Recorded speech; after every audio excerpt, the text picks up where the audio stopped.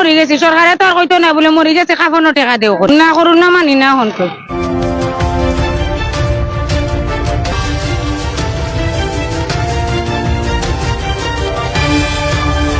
সিলেটের সাধারণ মানুষের মধ্যে মরি গেলে আর মরি গেলাম, করোনা মানি না, এমন মনোভাব সত্যিই উদ্বেগজনক এবং বিপজ্জনক। বিশেষ করে যখন সিলেটেই সম্প্রতি নতুন করে করোনা রোগী শনাক্ত হয়েছে এবং একজন ৮০ বছর বয়সী রোগীর অবস্থা গুরুতর হওয়ায় তাকে আইসিইউতে রাখা হয়েছে। এই ধরনের অসচেতনতা কেবল নিজের জীবনকে নয়, পরিবারের সদস্য এবং পুরো সমাজের জন্য মারাত্মক ঝুঁকি তৈরি করে। মরি গেলে আর মরি গেলাম, করোনা মানি না, এই ধরনের মনোভাব খুবই বিপজ্জনক। করোনা ভাইরাস একটি মারাত্মক সংক্রামক রোগ যা বিশ্বব্যাপী লক্ষ লক্ষ মানুষের জীবন কেড়ে নিয়েছে। এই রোগকে হালকাভাবে নেওয়া বা এর স্বাস্থ্যবিধি না মানা আপনার নিজের এবং আপনার চারপাশের মানুষের জীবনকে ঝুঁকিতে ফেলতে পারে। আগে করোনার সময় মাকে যেতাম পুলিশ ডরাইয়া ভ্যাকসিন দিছিলাম করোনার সময় দিয়া এলার্জি হাবি গোষ্ঠী আবার কোন ভ্যাকসিন দিব ডায়াবেটিসে পড়ে যাব বাংলাদেশ। আমি মাছ শুনদি না, হিন্দি না, আমি এটা ফিনতাম পারি না, এটা ফিনলে আমার দম বদ্ধ হয়ে যায়। অন্ত করোনা মানুষে বিশ্বাস হয় না। কেউ আছে স্ট্রোক করে মরতে, কেউ আছে তার ডায়াবেটিস আছে, কেউ আছে তার শরীরে কোনো বেমার আছে, লাগে মানুষ মরে। এখন মানুষের দিকে হারে মুখে মুখে শোনা যায় করোনা করোনা করোনা। করোনা বলতে কিছু নাই, ওটা মানুষের ডর দেখার আতঙ্ক পালার।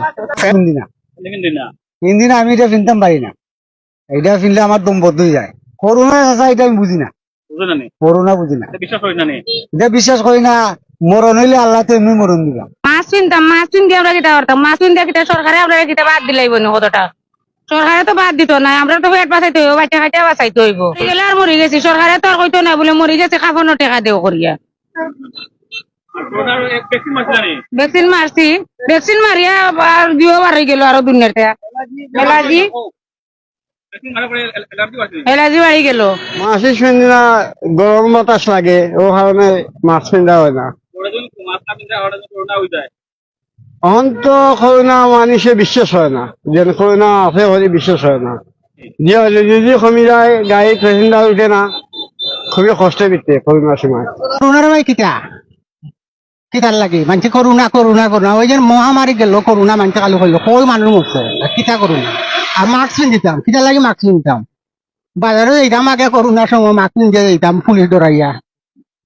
তখন তো আর ডর নাই, আল্লাহর গজব যদি মানুষ ডরায় না, করোনার ভাই কিতা। আমরা রুজি বন্ধ করতো, আমরা ব্যবসা করতাম না, মানুষ রাস্তাঘাটে আইতো না, একটা ব্যবস্থা বাকি আমরা খাইতাম কিলা বাঁচতাম কিলাও চিন্তা করাম। করোনা কথা হয়ে লকডাউন দিলাই আমরা বন্ধ করে দিতাম, বাড়িতে থাকতাম, আমরা খানি খাইয়ে দিত। ভ্যাকসিন দিছিলাম করোনার সময় দিয়া এলার্জি হাবি গোষ্ঠী 14 গোষ্ঠী এলার্জি। 50 টাকা দামের ঔষধ খাইলাম, লোশন লাগাইলাম একটা 450 টাকা। তারপরে নাই চাও আতর অবস্থা আজ কতদিন থেকে ভ্যাকসিন দেওয়া, এখন আবার কোন ভ্যাকসিন দিব ডায়াবেটিসে পড়ে যাব বাংলাদেশ। নিজের জীবনের ঝুঁকি। করোনা ভাইরাস যে কাউকে গুরুতর অসুস্থ করতে পারে, এমনকি মৃত্যুও ঘটাতে পারে, বিশেষ করে যদি আপনার অন্তর্নিহিত স্বাস্থ্য সমস্যা থাকে। পরিবার ও বন্ধুদের ঝুঁকি। আপনি যদি সংক্রমিত হন তাহলে আপনার অজান্তেই আপনার পরিবার, বন্ধু এবং সহকর্মীদের মধ্যে ভাইরাস ছড়িয়ে দিতে পারেন, যা তাদের জীবনকেও ঝুঁকিতে ফেলবে। সামাজিক দায়বদ্ধতা। এই রোগটি ছড়ানো রোধ করা আমাদের সবার সামাজিক দায়বদ্ধতা। স্বাস্থ্যবিধি না মানলে আপনি সমাজের প্রতি আপনার কর্তব্য থেকে বিচ্যুত হচ্ছেন। স্বাস্থ্য ব্যবস্থার উপর চাপ। যত বেশি মানুষ সংক্রমিত হবে, তত বেশি স্বাস্থ্য ব্যবস্থার উপর চাপ বাড়বে, যার ফলে অন্যান্য রোগীদের চিকিৎসাও ব্যাহত হতে পারে।